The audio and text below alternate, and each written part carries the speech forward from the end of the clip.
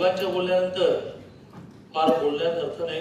फक्त मी ज्या खात्याचा मंत्री आहे त्या खात्याची आणि वारकरी संप्रदायाची जी जोड करण्याचा आमचा प्रयत्न चाललाय तो मांडून मी माझं बोलणं संपवेल.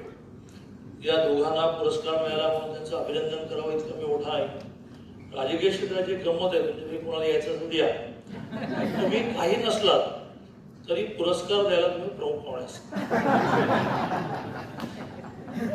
त्यामुळे या दोघांचं अभिनंदन करतानाही माझ्या मनात संकोच आहे की आपण यांचं अभिनंदन काय करणार. ज्या प्रकारचा त्यांचा परिचय मी येता येता वाचला आणि त्यांची नम्रता इतकी की जी आजकाल मिळत नाही.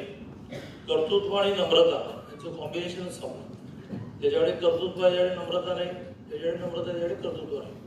पण सुरुवात करतानाच बोधे महाराज म्हणाले की काही पुरस्कार हे कार्यपूर्ती झाल्यानंतर मिळतात, काही पुरस्कार हे कार्यप्रेरणेसाठी मिळतात असं म्हणून त्यांनी स्वतः असं म्हटलं की प्रेरणेसाठी मिळाला. त्याचा परिचय आपण वाचला. तत्वज्ञानाचे बार्शी कॉलेजला प्राध्यापक होते.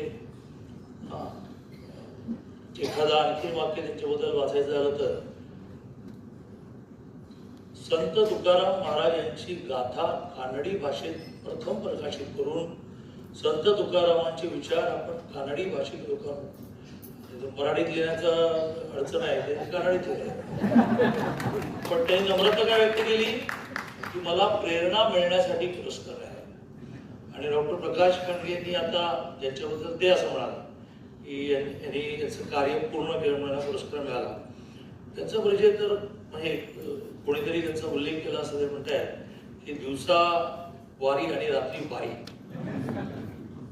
त्यामुळे त्या वेगवेगळ्या गाजलेल्या तमासगिरणींचाही इंटरव्ह्यू घ्यायचे आणि मोठ्या संतांचा इंटरव्ह्यू घ्यायचे. हे ज्याला अध्यात्म कळलं त्याला जमतं.